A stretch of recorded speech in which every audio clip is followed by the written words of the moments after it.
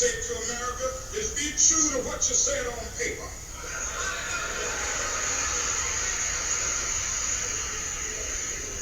If I lived in China or even Russia or any totalitarian country, maybe I could understand some of these illegal injunctions. Maybe I could understand the denial of certain basic First Amendment privileges because they haven't committed themselves to that over there. But somewhere I read of the freedom of assembly. Somewhere I read of the freedom of speech.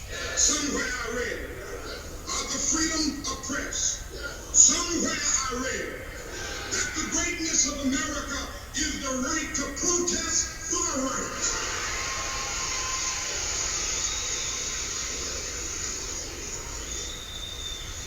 And so just as I say we aren't going to let any dogs or water hoses turn us around, we aren't going to let any injunction turn us around.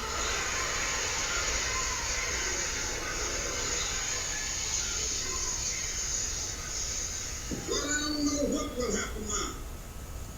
We've got some difficult days ahead.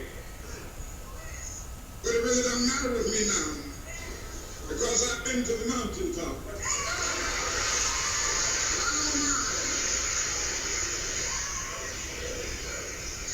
Like anybody, I would like to live a long life. Longevity has its place. But I'm not concerned about that now.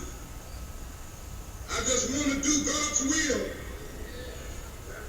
And He's allowed me to go up to the mountain.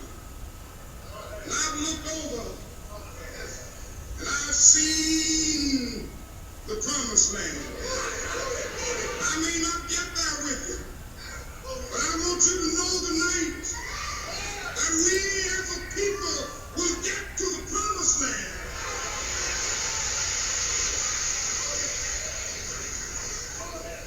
So I'm happy tonight. I'm not worried about anything. I'm not fearing any man.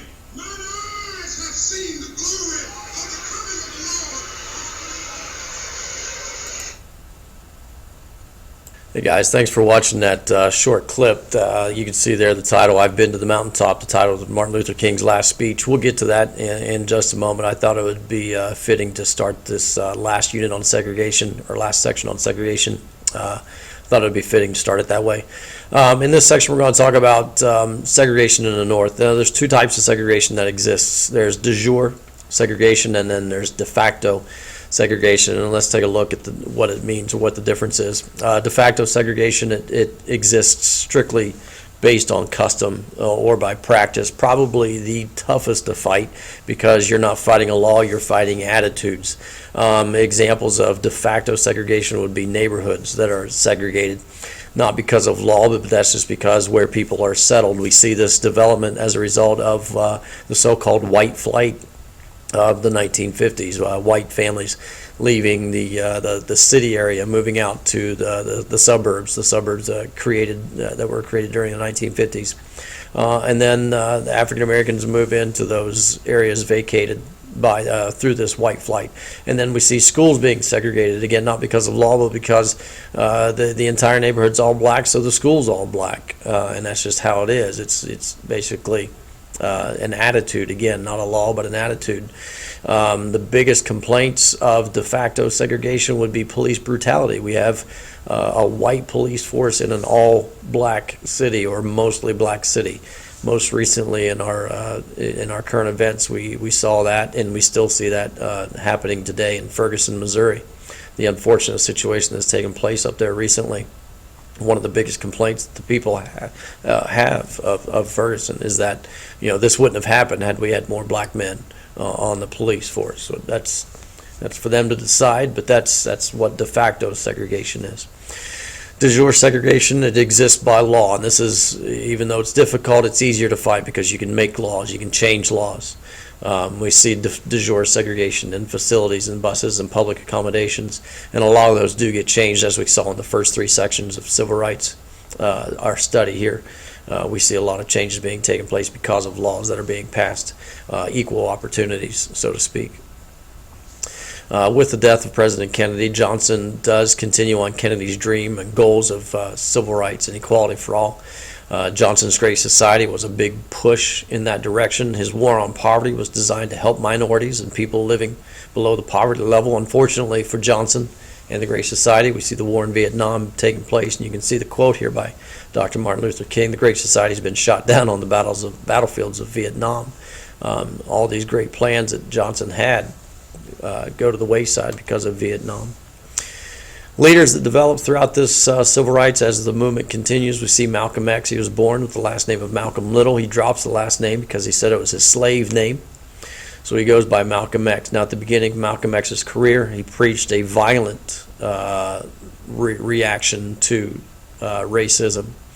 Blacks should separate from the white community. The blacks should arm themselves and should protect themselves. Completely opposite of what Martin Luther King is saying. And there's a couple of YouTube videos that I've come across that show a good, educated, intellectual debate between Malcolm X and Martin Luther King. Again, at the very beginning of Malcolm X's career, that's what he preached. He belonged to the Nation of Islam. He read and studied the leaders of Muslims of the Nation of Islam.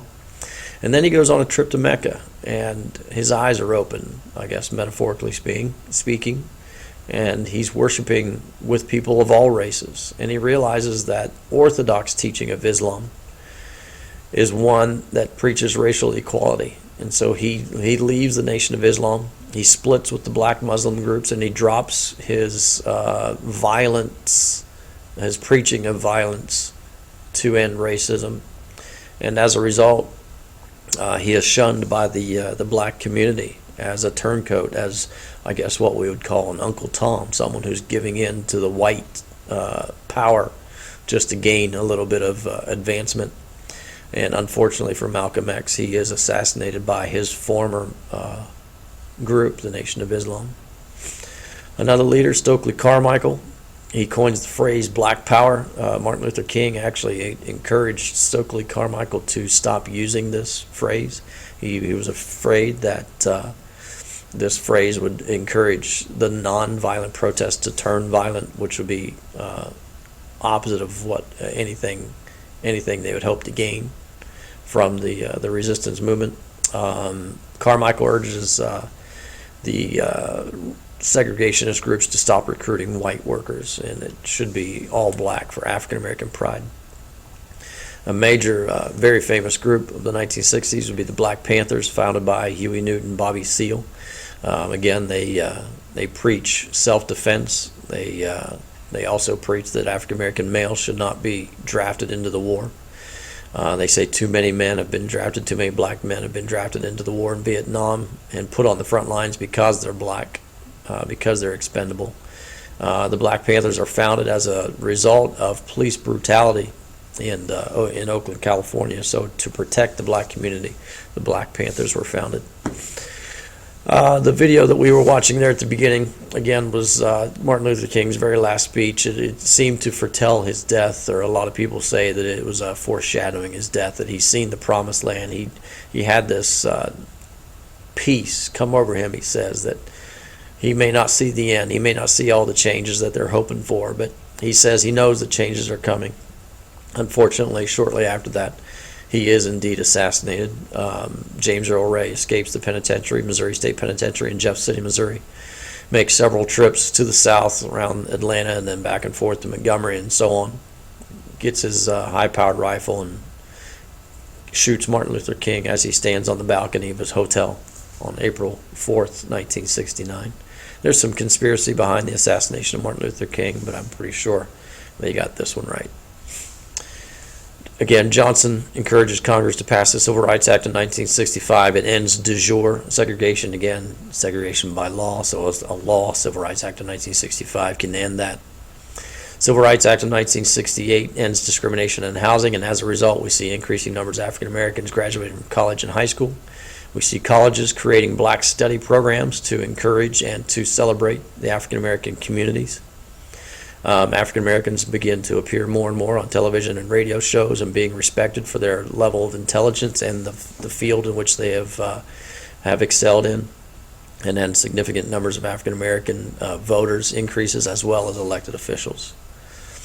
And then finally, affirmative action, which we still see in place today. Throughout the 70s, 80s, and 90s, that was a big push. Affirmative action is where you take minority groups who have been discriminated against in whatever area, in job opportunities or in education, and it's a way to equalize that. A lot of the critics of affirmative action call this reverse discrimination, because now you are specifically not hiring white people in order to hire minorities, and that can be women, blacks, Native Americans, non-whites. It's reverse discrimination. So instead of picking someone based on their merits, based on their qualities, you're picking them based on a color or based on a race. And in some ways, that is reverse discrimination. Any organization, such as schools or companies that do business with the government, have to follow affirmative action in their hiring procedures. They have to prove that they hired someone based on the fact that they are qualified, but they also like police forces. Springfield just went through this recently. Springfield's police force is actively seeking minorities to join the police force because they have to fill what we call a quota. Again, that's affirmative action. Guys, thanks for listening. Take care.